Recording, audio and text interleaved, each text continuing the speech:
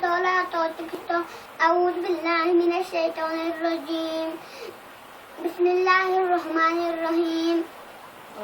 أرأيت الذي يكذب بالدين فذلك الذي يدعو اليتيم فلا يحض على طعام المسكين فويل للمصلين الذين هم عن صلاتهم ساهون الذين هم يراءون ويمنعون الماعون.